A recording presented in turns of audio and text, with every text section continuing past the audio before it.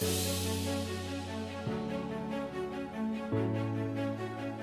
Founding Fathers, American Revolution, our Constitution, our history, America. Thanks so much for tuning in as we discuss the people, places, events, and battles that turned 13 separate colonies into the greatest nation on earth, the United States. Welcome back, Patriots. I'm your host, Ron Kern, and thank you for giving me an opportunity to share my passion with all of you. On my last episode, which was the first of the year, we talked about the First Continental Congress and how important that was, and actually what a big deal it was. So I hope that you were able to listen to that one. In previous shows, and of course on my website, I've mentioned that if there is something that interests you about the Revolution, or if there is a person, topic, or battle that you want to know a little bit more about, all you have to do is let me know. You can leave a voice message via the podcast, send me an email, or use the contact form on my website, which again is patriotpowerpodcast.com. Well, Heather, a faithful listener, did just that.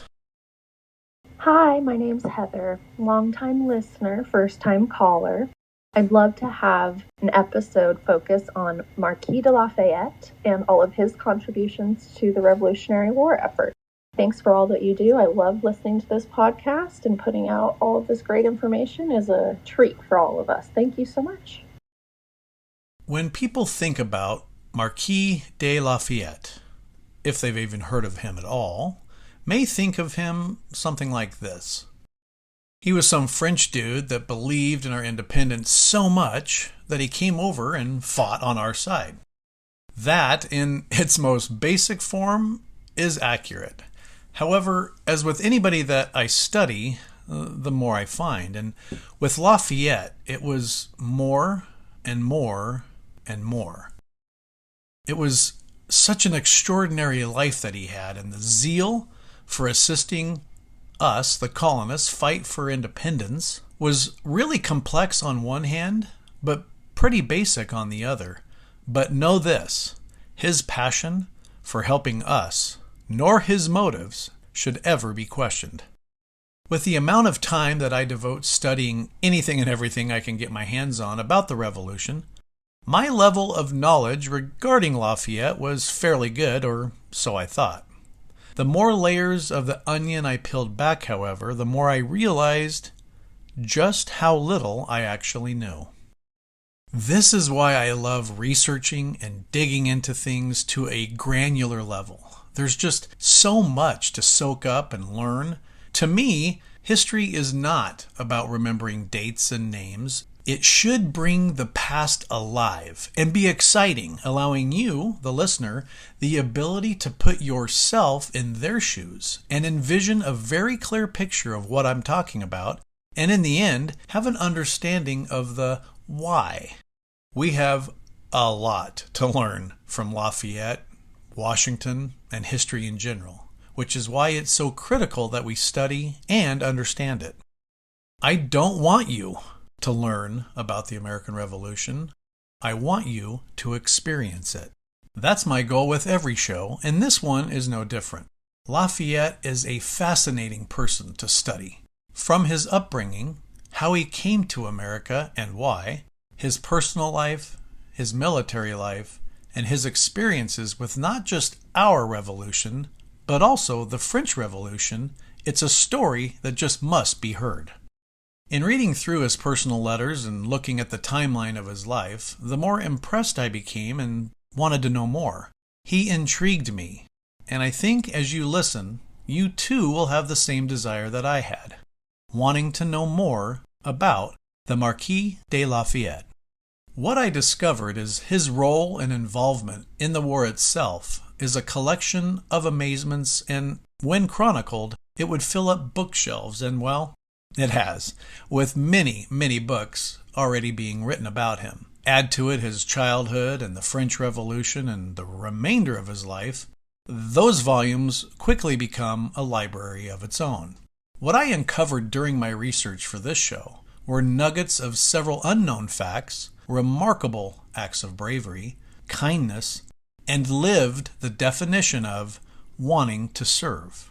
With 29 pages of notes I collected, a very messy desk, and a large coffee in hand, I'm super excited to share it all with you in this bonus episode, my 21st show, so let's get started. Why would someone from another country risk so much as in his fortune and life come fight in a war that his country wasn't even involved with? We know that France eventually does come to our assistance and fights alongside us, but when Lafayette came over, France wasn't even involved yet. Now add to it that not only was he from another country, but someone that was exceptionally rich, had connections, nobility, and had everything to lose. It's hard for us, 2+ centuries later, to fully comprehend it, so we have to speculate. Lafayette is a fascinating and complex man who led an amazing life. It is impossible to provide a complete life history and biography that would give him the justice, credit, and accolades that he truly deserves in a podcast or, for that matter, any format. What I can do, however, is provide you with his early years and background, reasons for coming over to the colonies, his contributions to the Revolution, and share with you things you likely haven't heard about. Keep in mind that he went from fighting in our revolution to fighting in the French Revolution. So to encompass his life in its entirety and truly comprehend his mindset requires years of research. Thankfully, many authors have done just that, and as always, I have those books listed in my show notes, as they are great books that dive way deep into his life. I can see why they spent years of their life researching him. As for this podcast alone, I've probably put in 18 hours, and I never grew tired of it. He's just that intriguing. At the end of this show, I want you to know who he was, his background, and answer the question of why he wanted to come and help us. Key and pivotal events in his life and our war, and have a solid understanding of this remarkable person, at least through our revolution. The importance of Lafayette and his participation and involvement in the American Revolution cannot be emphasized enough. It was truly that important, and had he not been involved, I think the outcome of the war and the country would have a very different landscape. I'd like to say thanks to Heather for suggesting Lafayette as the topic of this bonus episode, as for me, I learned a tremendous amount, and what I found was quite unexpected. It was a truly fantastic experience for me, and I hope it's the same for you. So with that, I want to get started and share with you a factual story that oftentimes will sound more like you're reading something out of a fairy tale. It's about a wealthy young man from France who, on his own accord and dime, came to our country and risked it all. He wanted to be part of something that was big, brave, and bold, and become famous in the process. It's evident to me that he clearly succeeded. Although there are countless moving pieces and important people involved with the forming of our country and the entire revolution as a whole, Lafayette was absolutely instrumental in the success of our country's independence and should be known and remembered as such. His birth name is long, French, and hard to pronounce. Here is what it might have sounded like when somebody addressed him in France. Marie-Joseph Paul-Yves Roche-Gilbert du Motier, Marquis de Lafayette. And one more time in case you missed it. Marie-Joseph Paul-Yves Roche-Gilbert du Motier, Marquis de Lafayette. Since that is clearly a mouthful, I'll refer to him as most everybody else did back then, which was simply Lafayette. Lafayette was born in a very wealthy family in 1757 in the region of Auvergne, France. For you visual folks, Auvergne is about 270 miles south of Paris, just so you have an idea of where it actually is on a map. His life started out rough, as within a short time of being born, The first of many tragedies took place. On August 1st, 1759, his father was killed in the Battle of Minden during the French and Indian War, also referred to as the 7 Years' War. Lafayette had not even reached the age of 2 when this happened. Now, I covered the French and Indian War in episode 3. Whew, that was a long time ago, but go back to episode 3 if you want to familiarize yourself with it. One should really know about this war as it sets the stage for our own revolution on many, many levels, and is the war that shaped George Washington. That alone should provide a reason. I know, I'm biased, but hey, you can't really understand our revolution without knowing about the French and Indian War, at least know it accurately.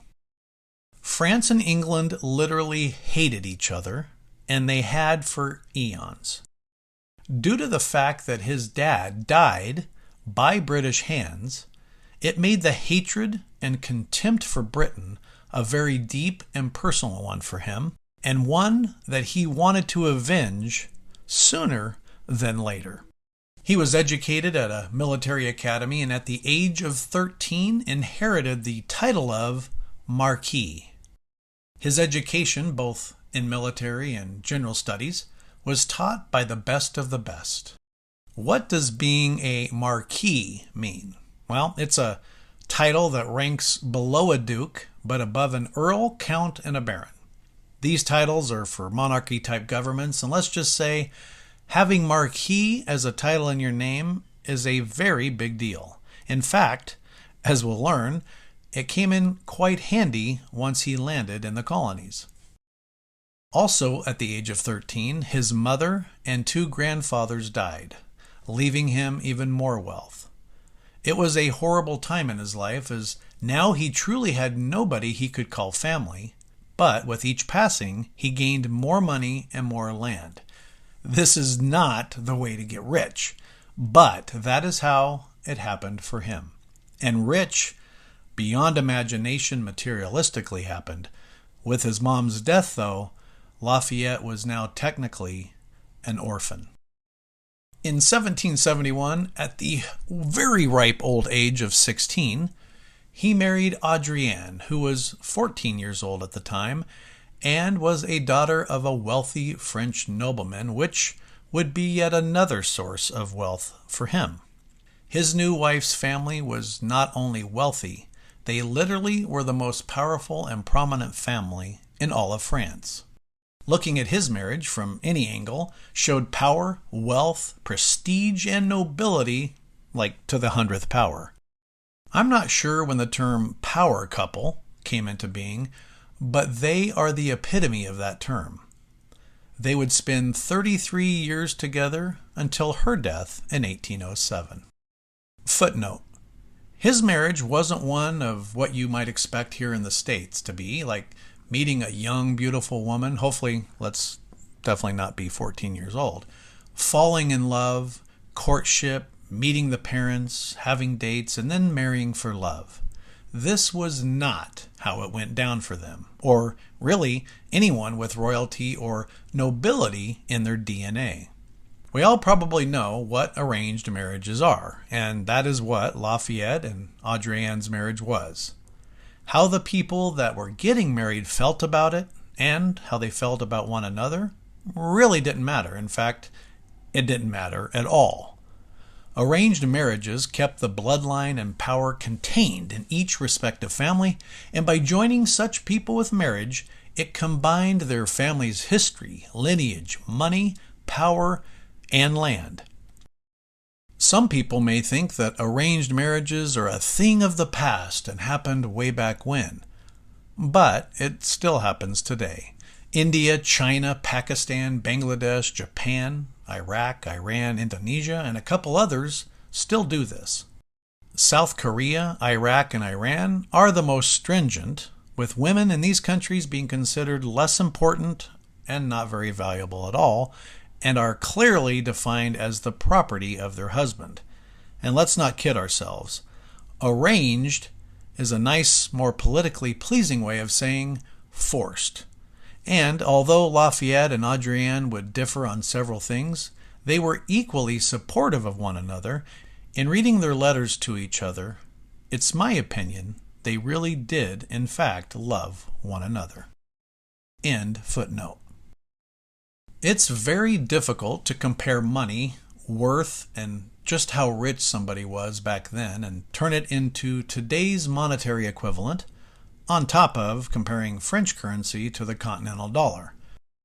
It's difficult because of inflation, but so often in many countries, including our own, worth was balanced upon the trade and barter system, so putting a specific dollar amount on things is kind of difficult to do. But with that said, he was the richest boy in France, and more realistically, he was the richest person in France.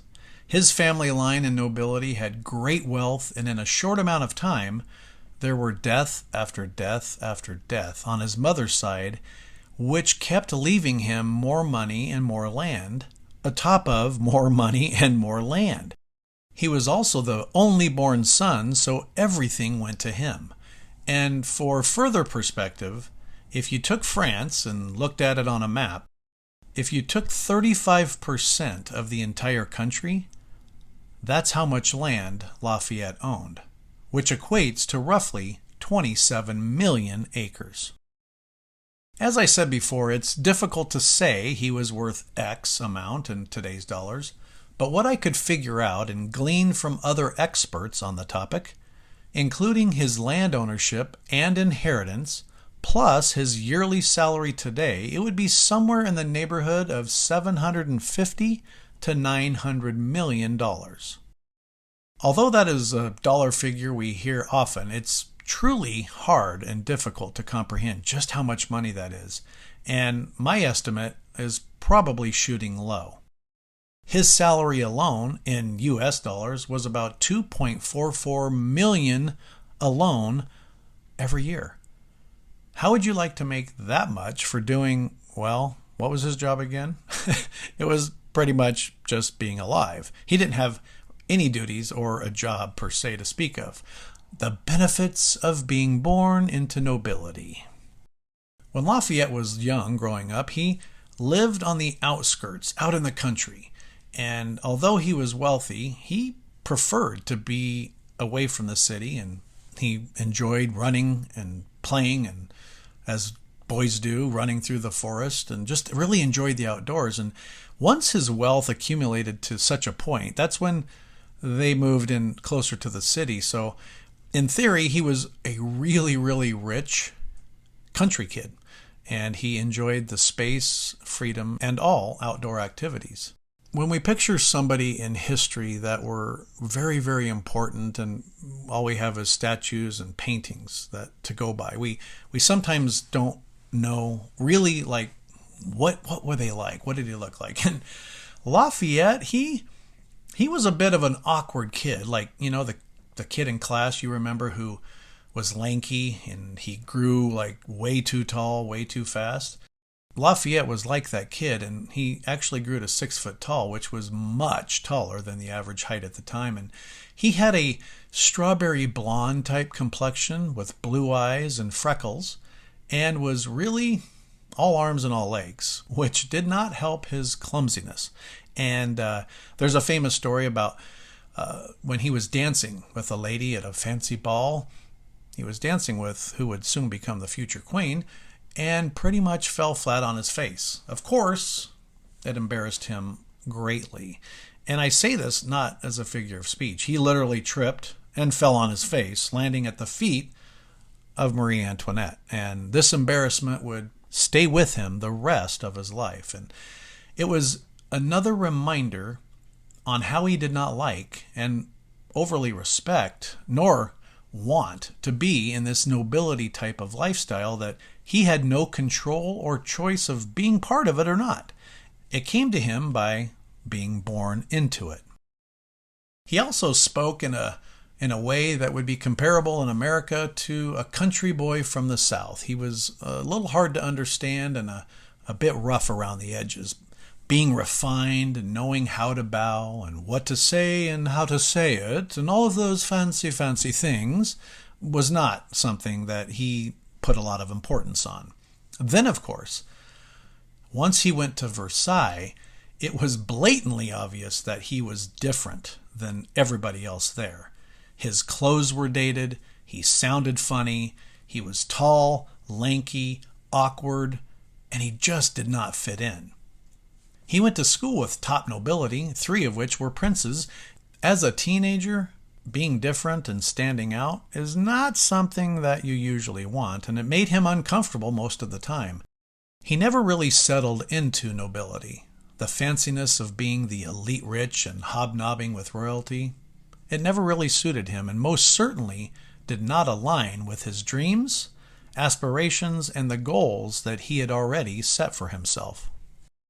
Something pretty cool about his heritage and ancestry that I'm guessing you may not have heard or read about is this.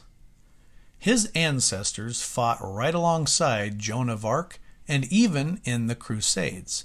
His direct family ancestors were actual knights. His lineage was chock full of great soldiers and military leaders going way, way back. And as with the hundreds of years before him, he was expected to fall in line and do the same. It was assumed, as everyone in his family before him did, that he would marry, have kids to carry on his family name, fight in a war valiantly, and then die young. That's a pretty bleak picture if you ask me, but again, that's not only what everybody thought would happen, it was kind of pretty much expected. Lafayette eventually moved to the city and lived at the Palace of Versailles, and he rubbed shoulders with the highest and most powerful people in the land. And at the time, Versailles was not only filled with wealth, it truly was one of the wealthiest places in the entire world at the time, and Lafayette was dead center, right in the middle and thick of it. This is where Marie Antoinette and the king lived, so you cannot get any more powerful of a place than that. Knowing that Lafayette preferred country living over the lifestyle of nobility and living at Versailles, I researched this palace. I wanted to have a better understanding of what it was that he actually saw while living there, what the halls looked like, what the rooms looked like, and what were the surroundings and the grounds. And I wanted to be able to envision why he didn't like it very much. Now, before I started doing a little more research on Versailles, my knowledge of it was not so much. I knew it was a big palace and it was kind of something you'd see out of a movie. The palace at Versailles, the history behind it is long and rich, and I'm barely going to scratch the surface of what it is and what it was like during the time that Lafayette lived there. I have, however, put some links in the show notes about Versailles that are really cool, and it shows the growth and the building of it with animations over the centuries from the time it started until today, and they did it in a 3D way. It's really spectacular and definitely worth watching. Versailles is where the king and queen lived in France, and eventually Parliament and the king's mistresses and their kids would eventually call it home. Yes, an entire home was built for just the king's mistresses and her children, and the king's children. King Louis XIII started it off as a small hunting lodge in 1624, and with each successor that followed, it grew. And after reading and watching the history of Versailles, some words came to mind to me like detailed, extravagant, rich, wealth, enormous, and beautiful. But some other words also came to mind like opulence, ridiculous, gluttonous, absurd, fairy tale, and over the top. As you will see if you check the links in the show notes, there is no doubt it is insanely magnificent. It seems as if everything has or is made from gold or silver. Statues, paintings galore fill every room and truly is a sight to behold, especially when you consider when it was built. Now, back then, mirrors were extremely expensive and rare. So, Versailles being Versailles, they had a hall the length of a football field that was roughly 8,300 square feet called the Hall of Mirrors. and that hall was lined with 357 of them. The Hall of Mirrors is probably the most famous room in the palace. The chamber pots, what they went to the bathroom in, they were made of silver. Seriously? There wasn't an inch that wasn't detailed and well thought out. Well, there is a part that wasn't really thought out, and I'll get to that in a minute. The palace is a staggering 721,000 square feet. And if you take the average size of a home here in America, you could fit 3 houses in the Hall of Mirrors alone. When it was in full swing, it employed over 5,000 people, and when large parties, weddings, or balls were held, it took over 20,000 candles to light up the palace. The palace also contains 5 chapels, a full-sized opera house, hidden doors, and some amazing architecture. The palace has over 700 rooms, 67 staircases, 6,000 paintings, over 2,000 windows, and 1,250 chimneys. Yes, 1,250 fireplaces alone in this palace. That, and many other, like scratch-your-head type things, are just the inside of Versailles. In a way, it ends where it begins. Very insightful. Thank you for sharing this Red Baron with us, Linda. It's so tasty, it makes me want to share something of my own. I didn't actually read the book. Me neither. I watched the movie last night. I judged it by its cover. I haven't read a book since middle school. I'm secretly seeing 2 other book clubs. And I can't even read. I'm not really Gary. He just paid me to be here. Sharing Red Baron pizza can lead to more sharing. Outside, yeah, you can expect pretty much the same. It's insane. The gardens alone cover 2,000 acres, have 400 sculptures, and 1,400 water fountains. Over 210,000 flowers and 200,000 trees are planted there every year, and the Golden Gate at the entrance contains 100,000 little tiny individual gold leaves that is worth in US dollars $8 million. I could go on and on, but I think you get the point, and perhaps why a kid fond of country life didn't really like or fit in here at the palace at Versailles. There are many things about Versailles that I found interesting, but a couple did stand out. First, when the king slept, there was a chair next to his bed where a trusted person would watch him sleep all night long and every night. How creepy is that? Well, when the king woke up, this person would notify everybody, and it was treated like, now that the king is awake, the day and the world can now commence. Him waking up was treated like an event, and this happened every single morning. Secondly, the king and queen always ate their meals cold. Why? Well, once the meal was cooked and placed on their royal golden platters, it would be brought to them in the dining room. Here's the oversight that I mentioned earlier, because the architect may have missed this, because the distance between the kitchen and the dining room was so far away that by the time they left the kitchen and brought it to them, the food was cold. How crazy is that? And it kind of just demonstrates the monstrosity of the entire palace. You would think they could have had a runner or found a solution. I mean, after all, they did have 100 chefs that worked in the kitchen. On average, Versailles receives over 10 million visitors each year, and perhaps the magnitude of extravagance and excess of the palace had something to do with the upcoming French Revolution? I'm thinking maybe so. Europe as a whole had a little more than a decade of peace, so there were a lot of experienced military soldiers with nothing to do. There was no wars for them to go fight, so this tidbit of information is going to be important, and I'll explain that in a little bit.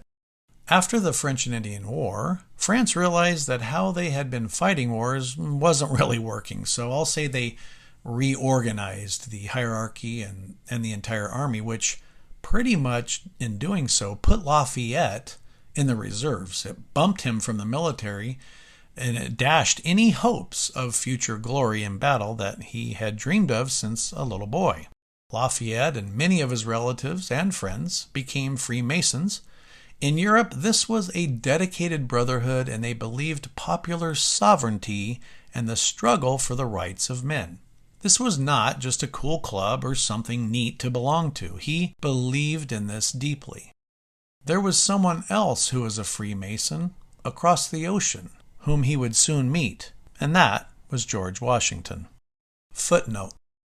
When you hear someone is a Freemason or you hear that term, what do you initially think of? For many, it's a bad thing. It's a devious and evil group of people that try and look good, but do bad things. They want to take over and control the world and the universe. All of this is false. Don't believe either that they meet in a dark, hidden, and unmarked location and worship the devil and hate the sanctity of life. That too is ludicrous.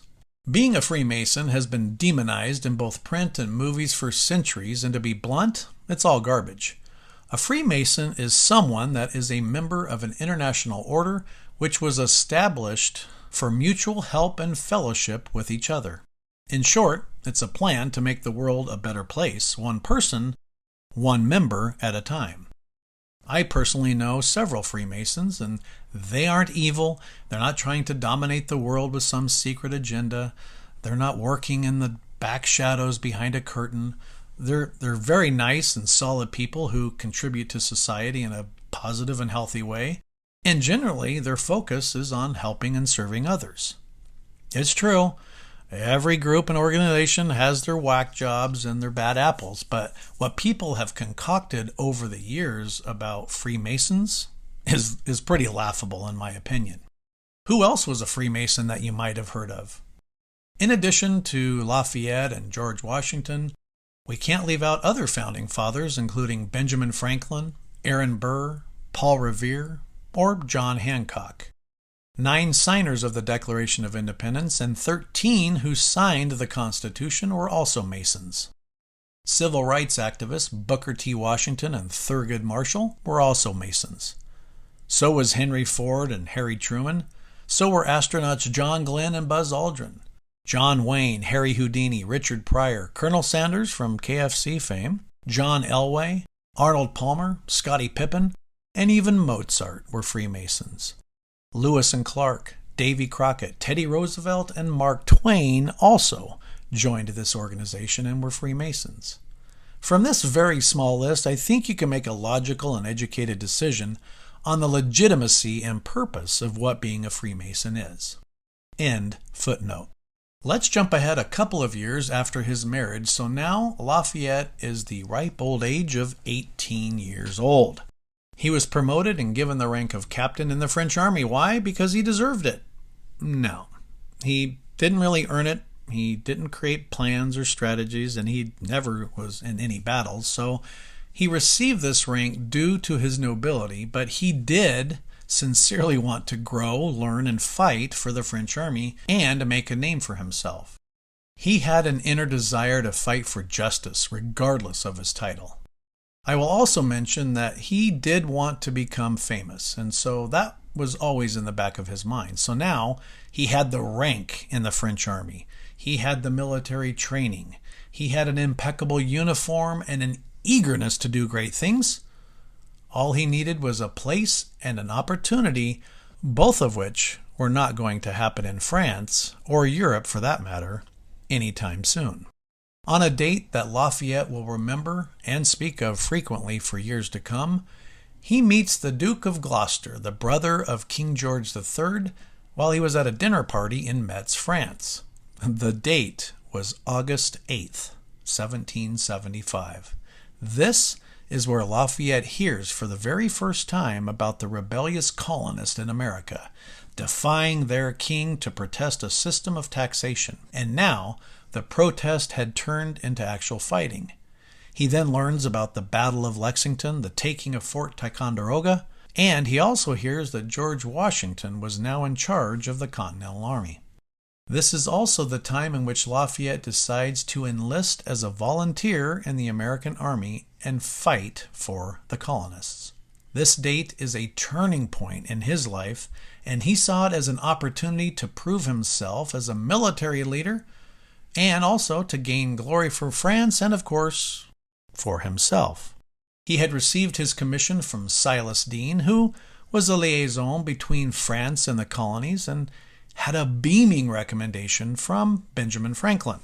He planned, dreamed, and looked forward to helping this glorious cause for almost a year. And then it was time to put all of this into action. Lafayette had made up his mind, packed, found a ship to sail on, and was all ready to set sail and begin his journey to the colonies. Well, his journey to the colonies across the ocean to help us started off like the waves he would soon face, big, troublesome, and difficult. Since there weren't any wars going on in Europe, there were many French officers heading to America to lend assistance. Well, to be more accurate, they were coming to teach and educate us farmers with pitchforks on how to fight, and they were cocky, arrogant, and they spoke down to people when they arrived here. And since there were so many French officers that were coming to the colonies, this raised the attention of the British, who didn't like it one bit. I mean, the British didn't want trained and skilled French officers coming over to help the colonists and the army, as that was going to hamper the British army, and they pretty much just told France to stay out of it and to mind their own business. So the British ambassador to France complained about this so much that the king issued a proclamation stating that French officers could no longer travel to the colonies. When this happened, port authorities stopped anyone trying to sail, and the ship that Lafayette was going to sail on, well, that wasn't allowed to leave either. In most cases, this is where the story or his journey to the colonies would end. But we are talking about Lafayette, the richest kid in France, the one with big dreams and goals. So what does he do? He tells his friends that were traveling with him, 12 or 13 in all, I think. They were all French officers. He says, hey, no problem. Let's just give the port authorities some fake names and I'll just buy another ship. I'm rich. Let's go. Now, there's a lot more to this story, so I put a link in the show notes to a book that talks about the specifics, as just getting a ship to leave is like an entire scene out of a movie, and it has a lot of craziness attached to it, including they even had to wear disguises in order to pull this off. The ship's name was Hermione, but Lafayette rechristened it La Victoire, which means victory in French. What most don't know is when the king heard that he was going to leave France and come fight for the colonies, he issued an arrest warrant for him. Needless to say that when he set sail, his country was against it, his family was against it, and he was a wanted man. It didn't help that he was a recently married man that just left his wife and child behind, and unbeknownst to Lafayette, his wife was also pregnant with their second child, and he never told her or anybody else what day specifically he was going to leave. It's obvious to me that there was no mistaking that coming to America and fighting was his top priority, and nothing or no one was going to stop him, not even the king. This is how his departure from France started, likely much different than how most people probably envision it happening. He left on April 20th, and after 56 grueling days at sea, he and his ship arrived in Charleston, South Carolina. This was the first time that Lafayette had actually been on a ship, and getting his sea legs was not very successful. Between the feeling of claustrophobia in a cabin and having no ability to leave the ship and stretch his legs, and being seasick for the entire duration, it was, in his words, a miserable experience. When his ship, La Victoire, readied to set sail back to France, it sank. So in essence, this ship was used one time. It was a one-time use ship, with the only purpose being that he delivered Lafayette and his comrades to the colonies. Lafayette was quite a bit different than the other French officers that had already landed. Most of them were offering their services for exorbitant fees and outrageous salaries. Lafayette had enough money, so he really didn't feel like he needed to take a salary. The other French officers were also there to teach these backwood hillbillies, the colonists, how to fight correctly, and as you will soon find out, Lafayette did not share this position. His first night in America was on a slave plantation, and he would spend 10 days in South Carolina before traveling to Philadelphia. That trip was not any better, as the wagons that Lafayette had purchased for the trip were useless after just a few days because all the axles broke. They weren't built in a way to accommodate such tough terrain. Now remember, they weren't getting on a paved highway. It was through the hills, trees, and very difficult landscape to move through. So let's do a brief recap. Lafayette leaving France was difficult, literally escaping arrest from the king. He was sick the entire time sailing, and if you've ever experienced seasickness, think about having it for 56 days straight. That's just absurd.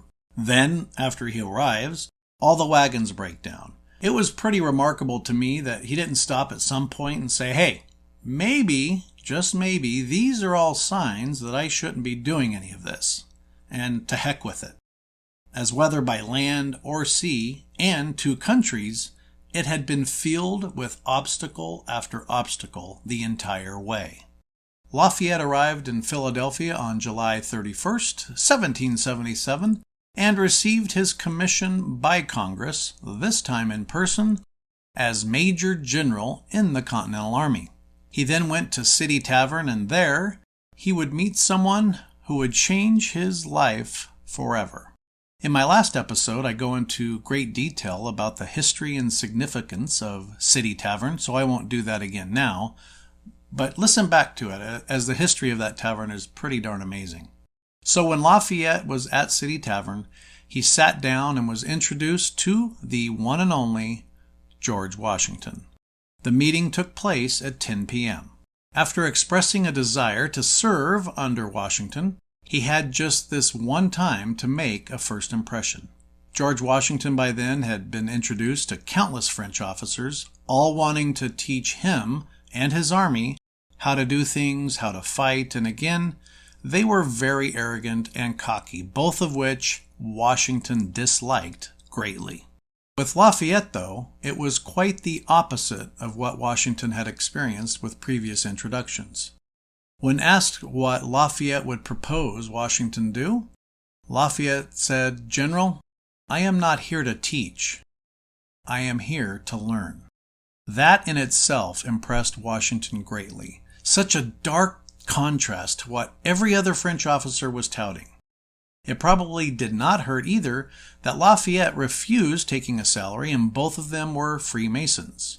Although Washington was indeed looking for men that he could trust, the pool he had to choose from, military experience excluded, was pretty unimpressive.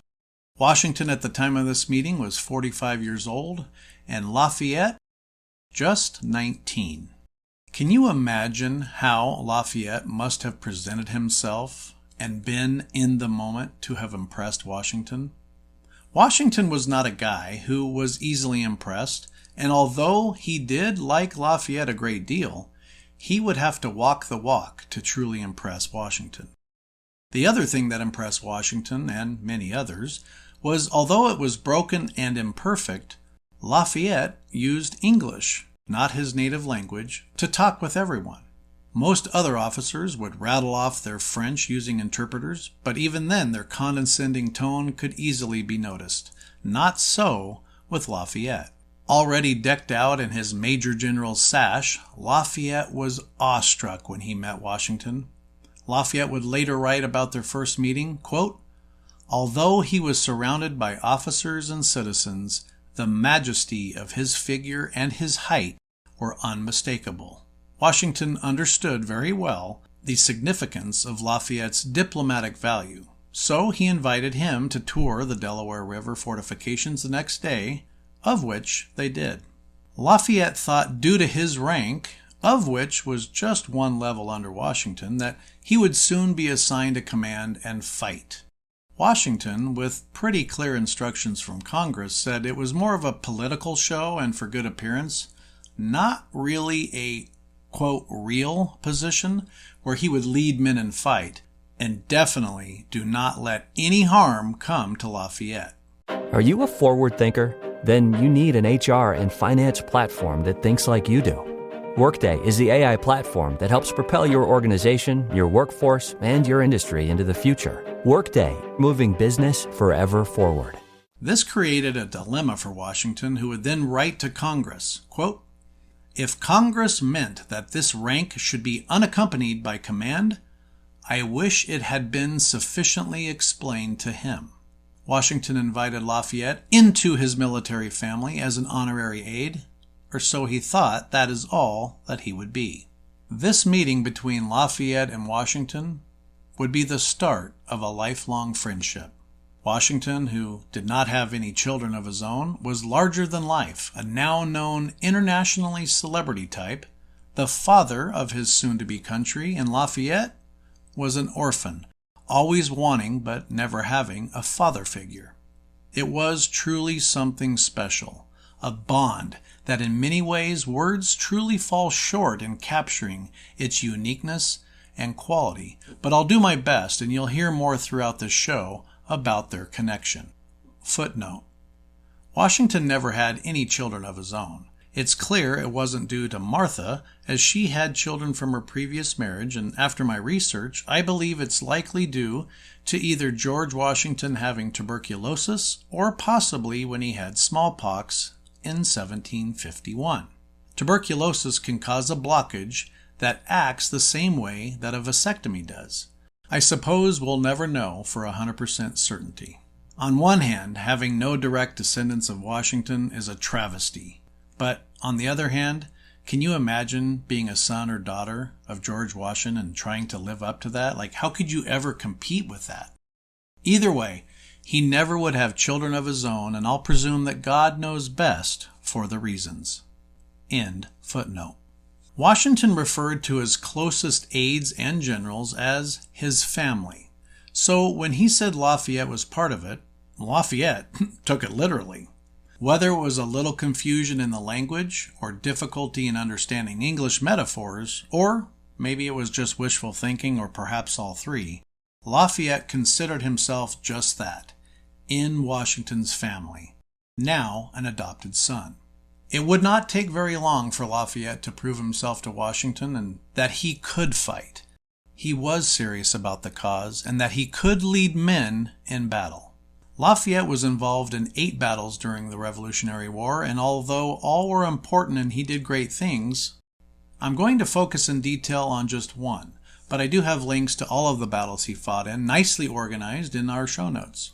I think the Battle of Brandywine is significant, which is why I wanted to focus on that. It was Lafayette's first battle of the war, in fact, and it was his first military action that he had ever even seen. Would all of that training and military action he learned back in France pay off? Or would he fail miserably and return to France a failure? For that matter, would he be killed in battle and continue the family tradition of doing just that, which had endured for centuries? The Battle of Brandywine was one of the largest engagements of the entire war, and that took place on September 11th, 1777. The British Army, led by General William Howe, was on the march towards Philadelphia, at the time the capital of the colonies. Lafayette was given a command of a division and was tasked with protecting the army's right flank. Lafayette rode into battle and to the front lines, even dismounting his horse, pushing his men forward in the process, and doing all that he could to get the army to fight back. He was leading from the front, not behind, which was the most dangerous place to be. He was in the thick of it, and the bravery displayed during this battle was quite different from many in the Continental Army. Washington observed his actions and his leadership. Also, he saw Lafayette, his willingness to put his life on the line, his eagerness to fight for the cause, and Washington was very impressed. Lafayette had quickly demonstrated his resolve, and to Washington, he walked the walk to back up his talk, and Lafayette was different. Lafayette was genuine. Lafayette was a young man that Washington knew he could trust. Through the smoky air created by thousands of muskets being fired, over men's cries for help as they lay wounded, and the overall chaos of the battle, one musket ball did find Lafayette. Both sides in total suffered 400 killed and 1,100 wounded, so it's amazing more bullets didn't find Lafayette. That one shot that did find Lafayette hit him in his left calf and was a through and through, meaning it passed all the way through his calf. And believe it or not, he did not realize that he had even been shot, likely due to the adrenaline coursing his entire body and being so focused on leading and fighting himself. After being shot, Lafayette continued to fight valiantly. He procured organization, and he remained in the battle until he conducted an orderly retreat. A 17-year-old sergeant named Andrew Wallace, out of the 19th Regiment of Pennsylvania, eventually rushed to him, helped him mount his horse, and then rode him to safety. My 5th great-grandfather fought in the war and lived in Pennsylvania, so hey, a little shout-out to everybody listening in Pennsylvania. Only after the adrenaline left his body and some semblance of calm took place did Lafayette look down to his leg and see blood overflowing out of his boot. Did he realize that he had been shot? Although not life-threatening at the time, he had lost so much blood he almost passed out twice, and unattended, he could have easily died from that injury. Lafayette's leadership and bravery were crucial in this battle. He personally led several charges against the British, and his division managed to hold their position for several hours despite being vastly outnumbered. He had shown that he was a capable commander and had earned the respect and admiration of both his fellow soldiers and the other generals, and most importantly, Washington.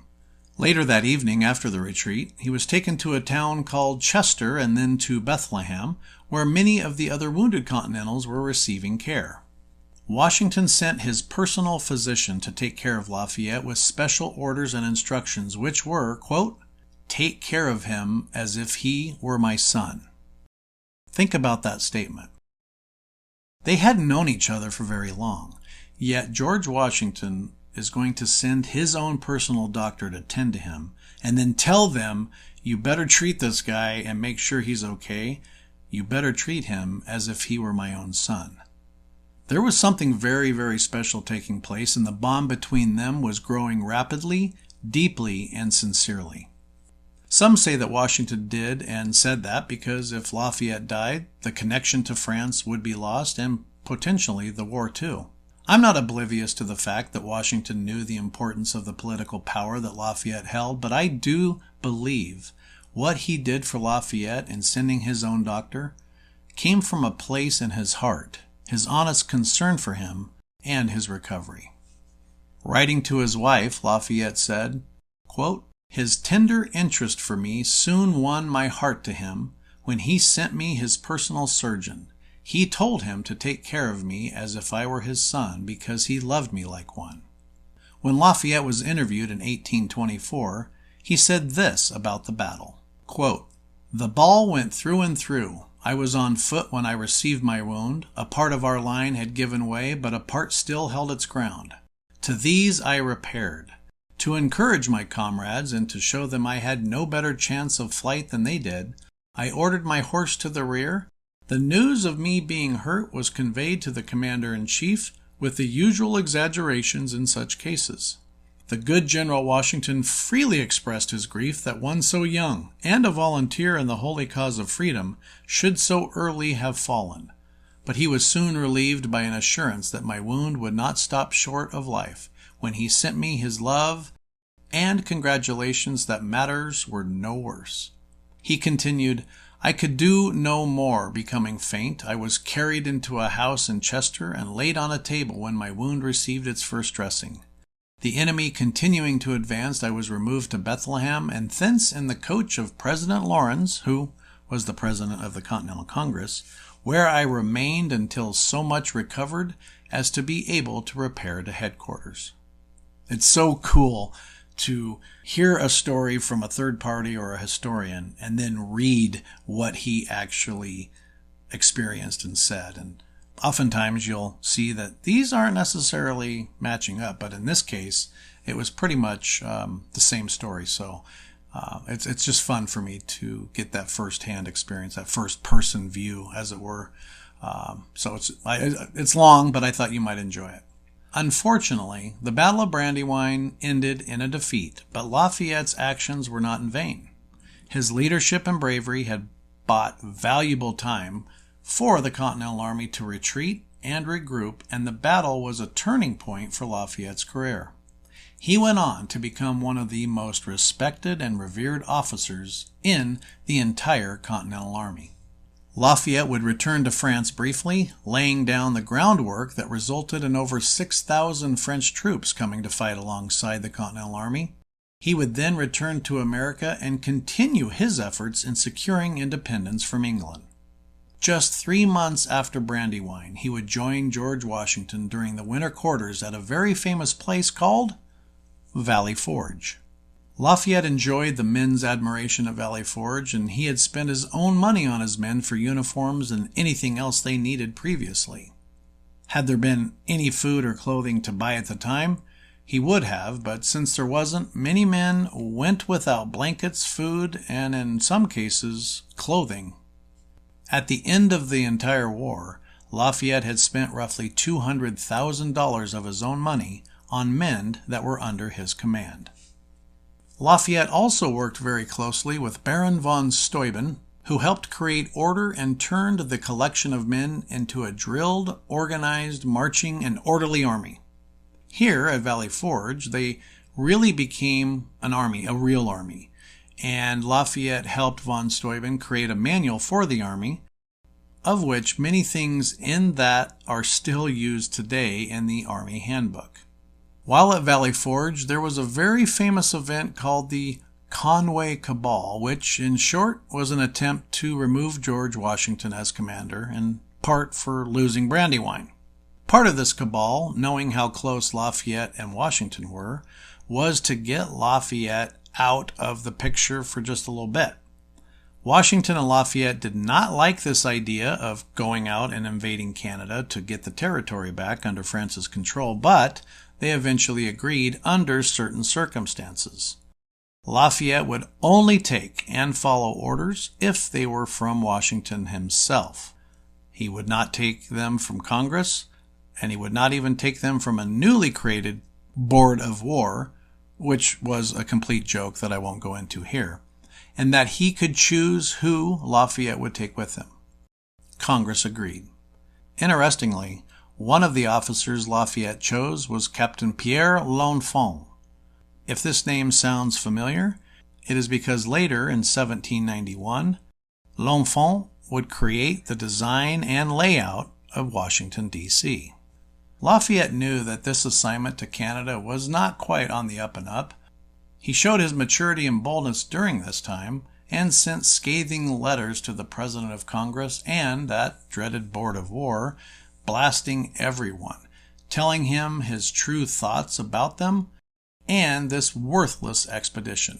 Keep in mind, here you have a guy that was 20 years old, and maturity hit him pretty hard after this, because if you put these letters and letters he wrote afterwards, you can really discern the difference. Like this was the time that he was really getting into the groove, so to speak, on how to relay and communicate with a lot of different departments and different people. Just 6 days into his trip to Canada, Lafayette wrote Washington, quote, "I go on very slowly sometimes, pierced by rain, sometimes covered with snow, and not thinking many handsome thoughts about the projected incursion into Canada." Lafayette was promised 2,400 men upon arriving. He had less than half of that. Provisions were guaranteed. There were none. His skill of diplomacy was discovered during this trip to Canada, as he spoke with several Native American tribes and created calm and peace when it could have easily escalated into fighting. Lafayette eventually called off the invasion and returned to where he wanted to be all along, at the side of George Washington. The supposed leader of this cabal was Brigadier General Thomas Conway of the French Army, who also commanded a brigade in Washington's army. Conway criticized Washington's performance in the Battle of Brandywine, but of course spoke very highly on his own actions and how great he was in that same battle. Conway wrote Congress requesting a promotion of which Washington protested and was rather irritated by the request, knowing it would be a disaster having him or anyone else in charge, and also what it would do for the morale of the entire army and cause if he were removed. The history books provide many reasons why this attempt to remove Washington failed. I think the real reason is this. 1. Regardless of battles won or lost, Washington overall was loved, adored, and revered by everyone. Those who didn't were jealous and envious of him, and they were willing to do whatever they could to try and advance themselves. Secondly, and in my opinion the largest and most important reason, is that while this was all going on, Lafayette stood up to everybody, including Congress, in support of Washington and how he must remain as commander. If you spoke negatively about Washington within Lafayette's earshot, you better be prepared for a harsh and deserved scolding. Lafayette told Congress that if George Washington was removed or demoted, that he would immediately resign, immediately leave the army and go back to France, and would not do anything to assist France coming and joining America to fight. He did not beat around the bush and not only drew a line in the sand, it was a blatant and obvious line that you had better not cross. I can't say that without Lafayette the war would have been lost, but I can say that Lafayette had a direct line to the king. He had a lot of political clout and power and could be very persuasive, and without him, who knows what France would have done or not have done, and I think the outcome of the war could have looked very, very different. Near the end of Valley Forge, we learned that France had decided to enter the war on our side. Now this was incredible news, but with it also came some sad news, as Lafayette found out that his child had died. So Valley Forge for Lafayette was a mixed bag of both blessings and sadness.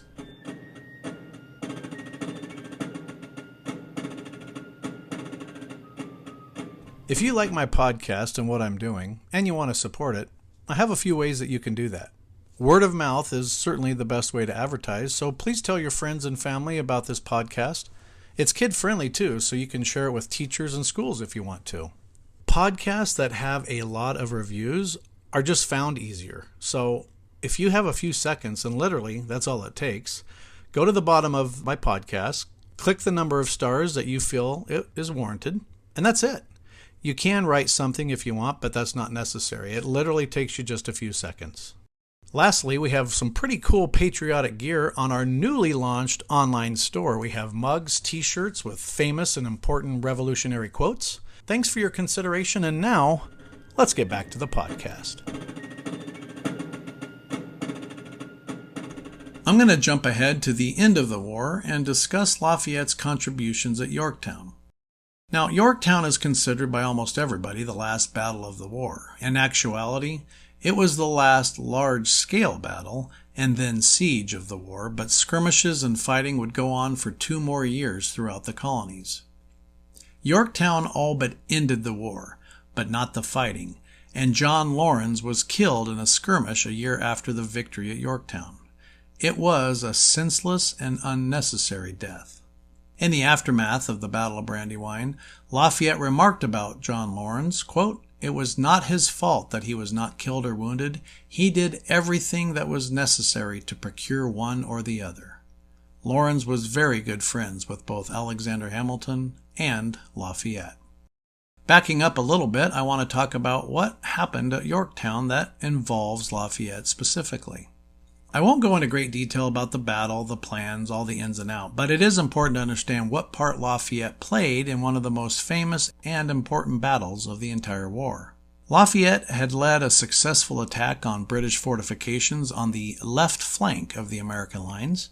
He and his troops also helped cut off the British Army's supply lines, which was critical, as without food and supplies, you can't exist, which pushed Cornwallis to a place of desperation.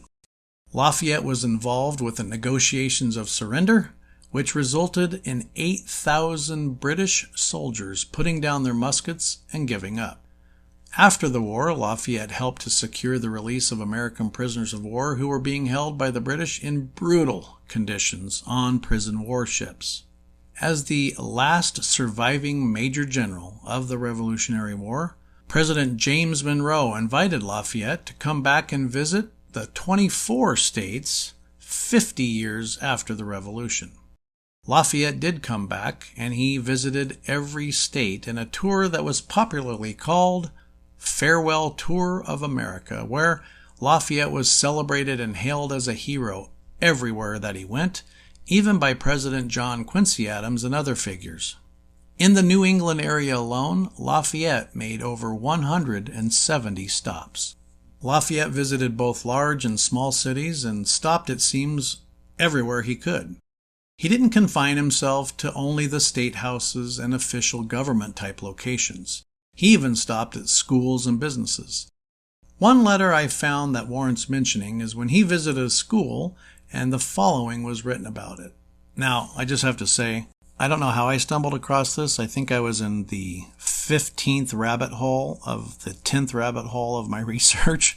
But when I found this and I was reading it, it was just like so cool. So this is a letter that I found, and it describes what happened when he visited a school. Quote, "As Lafayette entered the teacher's desk, I turned to look at the pupils. A magician's hand could not have effected a more sudden transformation. Smiles and animation had displaced fatigue and anxiety. Every eye glistened, but it was with enthusiasm. Every heart swelled with intense interest as we beheld the friend, the defender, the martyr of liberty." The letter ended by also mentioning the weather and his departure. Quote, "As he left the building, the clouds which had obscured the heavens suddenly became dissipated in the west, and although the rain still fell in torrents, the sun broke forth with unusual splendor, forming a magnificent rainbow in the east. The splendid colors of the rainbow beautifully contrasted with the masses of dark clouds that still skirted the horizon." Thankfully, there are hundreds of letters and first-hand accounts to examine and enjoy, and so much has not been discussed here about his life, but hopefully you do have now a better understanding of the Marquis de Lafayette. Nobody is perfect, and Lafayette is no exception. He spent money at a rate that left him after the war in debt. He had a mistress and was unfaithful to his faithful wife. He missed the first formative years of his children growing up and wasn't present to console his wife when his firstborn died way too young. He suggested a plan to raise troops and money using slaves, but then he became an extreme abolitionist. Yes, he did incredible things that nobody else could have done, but he had flaws too. He, like George Washington, had far more positives than negatives, but the negatives shouldn't be overlooked either. You do have to include both the good and bad if you want an accurate picture of somebody. It's easy to pick and choose things in history that support a certain position, like the press does, but Lafayette was human, and like Washington and everybody else that is now seen only as marble statues, they had likes, they had dislikes, beliefs, loves, and sufferings, anger, fear, and all other emotions that you and I deal with. Lafayette isn't just a painting depicting perfection, but most certainly he was an amazing great man that did amazing and great things, many of which would change the United States and the world in a good way, as did his mentor, George Washington. Before we get to the part of the show I call Lesser Known, Fun, and Interesting Facts section, I want to reinforce the bond that Washington and Lafayette had by reading parts of a few letters between them. What I'm reading is taken directly from the actual letters that went on between them continuously before Washington died in 1799. I'm going to leave out specific dates of the letters as, after reading hundreds of them, the dates don't really seem too critical to the message. The theme, however, was always consistent, one of adoration, love, and respect that they had for each other. A reunion in 1784, which Lafayette looked forward to by excitingly writing to Washington, quote, By Sunday or Monday, I hope at least to be blessed with a sight of my dear General. There is no rest for me until I go to Mount Vernon. I long for the pleasure to embrace you, my dear General, and the happiness of being once more with you will be so great that no words can ever express it. Adieu, my dear General. In a few days I shall be at Mount Vernon, and I do already feel delighted with so charming a prospect.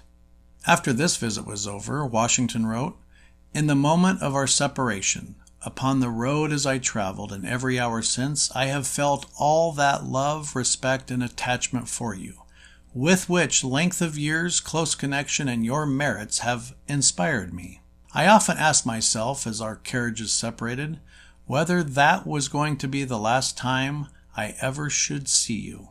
Sadly, unknown to both of them, that was the last time that they would ever see each other." In another letter, quote, "You know it always gives me the sincerest pleasure to hear from you, my dear Marquis, and therefore I need only say that your two kind letters of the 9th and 15th of October, so replete with personal affection and confidential intelligence, afforded me inexpressible satisfaction. I shall now only add what you knew well before, that with the most sincere friendship and affectionate regard, I am always yours." When Lafayette wrote to his wife after first meeting Washington, he said, "Washington is more regal than any monarch."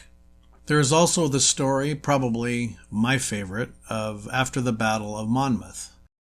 This was after the battle, and both of them were amazing in the battle, but they both were exhausted and tired beyond compare. Washington took off his cape and placed it on the ground, and they both lied down on it, and they slept side by side throughout the entire night. This almost sounds too good to be true, and Lafayette wrote about it in his memoirs, but still, was it true? Nathanael Greene, one of Washington's most trusted generals, rode upon this sight, and he even wrote a letter to his wife describing what he had seen. It must have been pretty powerful, as if you think about it, after a battle, he took the time to write his wife about seeing men sleeping.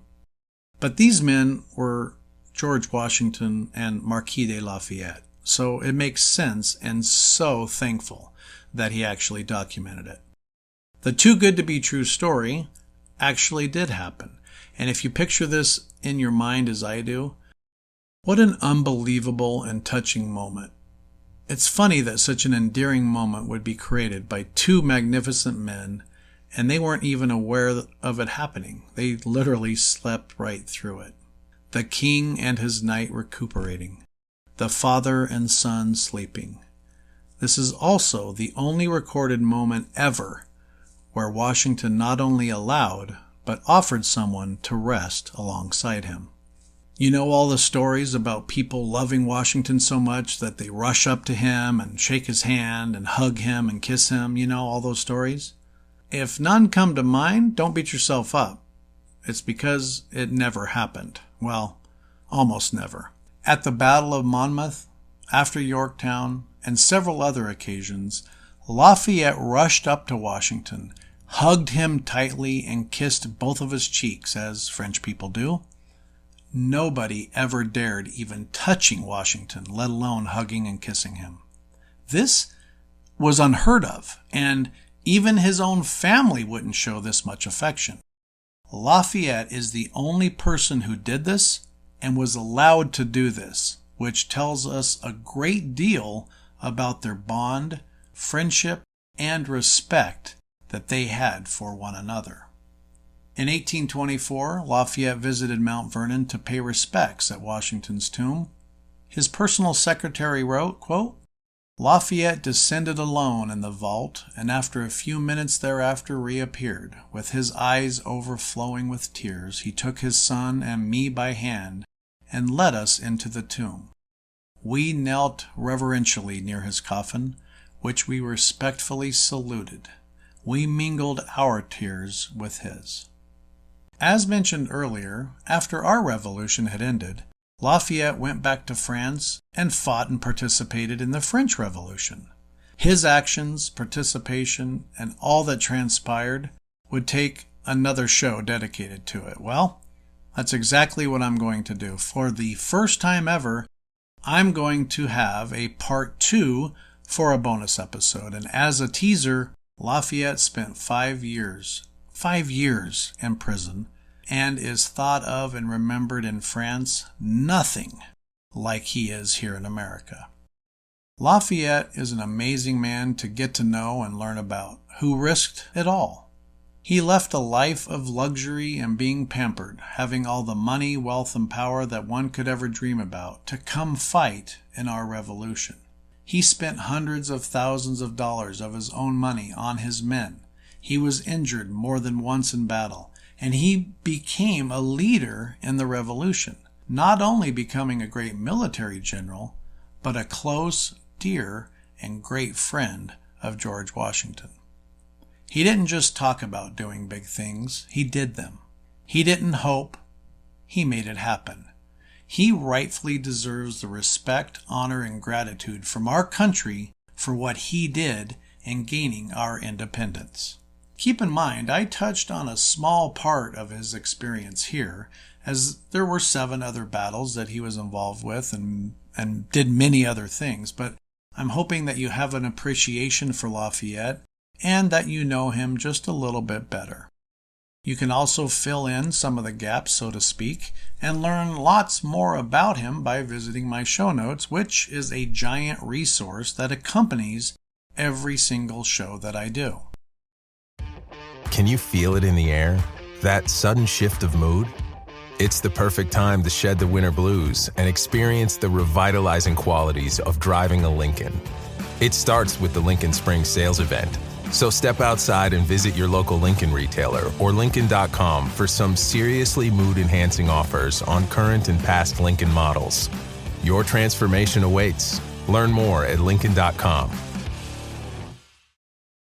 Phew, I could go on and on about him, but we have now reached the part of my show I call Lesser Known, Fun and Interesting Facts.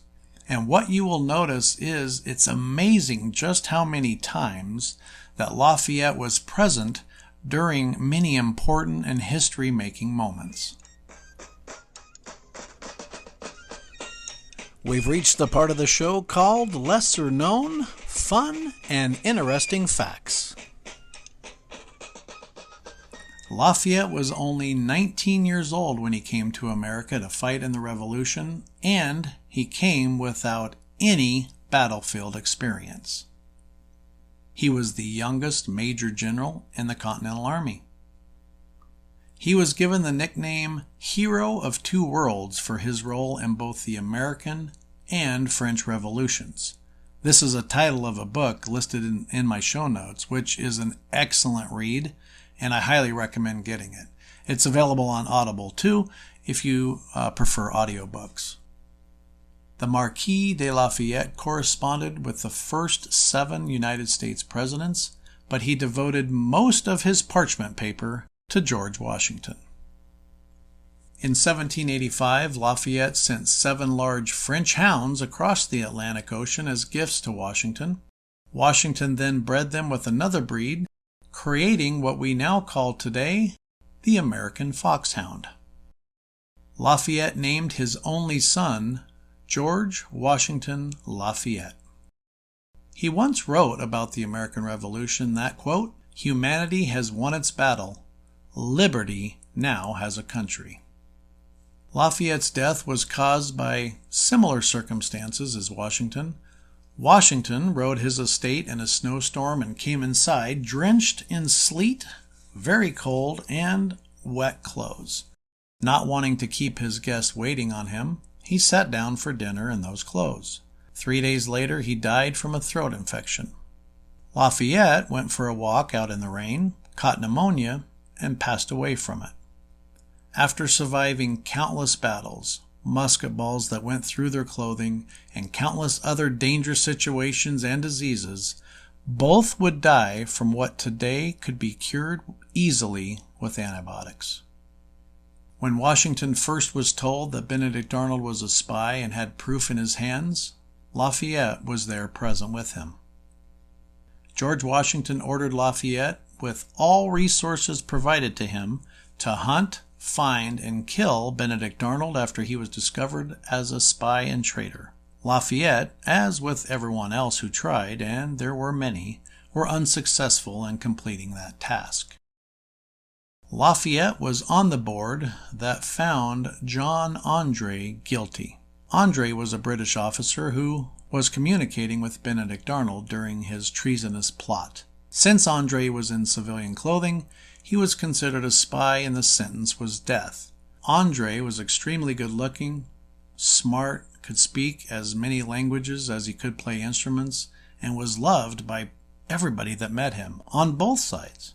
Although everyone pleaded with Washington to put him to death by a firing squad, as most high officers would be, Washington refused, and hanging would take place, as that is the form of death for spies.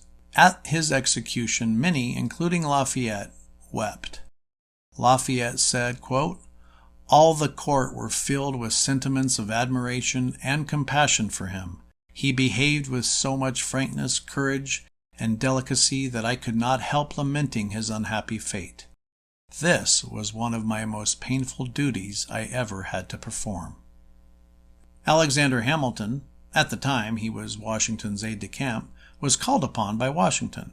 Hamilton was on his way up the staircase to meet him, but prior to that, stopped and had a conversation with Lafayette. Because of this delay, as Hamilton climbed the steps, Washington blasted him for making him wait. Hamilton quit on the spot.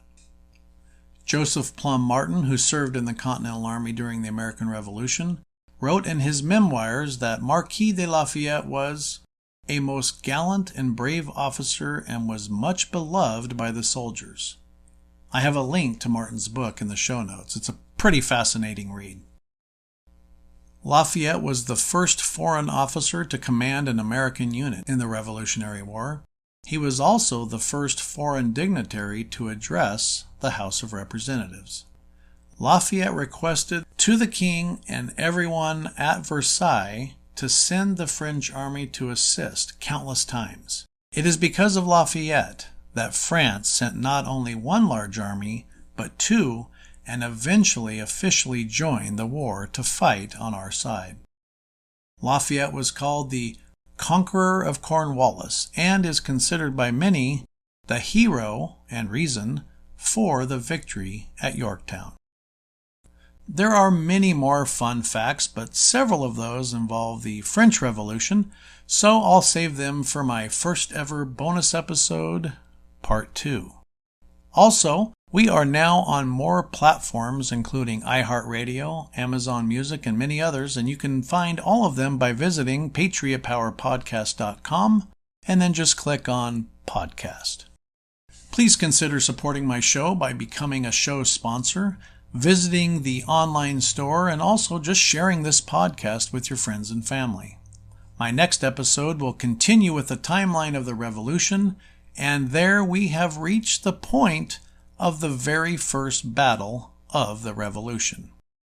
Enjoy all of the show notes for this and all episodes, and I appreciate you listening. Thanks for listening and hope that you tune in next time with us here at the Patriot Power Podcast. Make sure that you hit subscribe so you'll get notified when our new episodes are available for you. And we hope that you check out our websites, which include our show notes, links, documents, and more at patriotpowerpodcast.com or ilovegeorgewashington.com. Until next time, hope that you and your family have a blessed week. And remember, be safe and tell a veteran thanks for their service.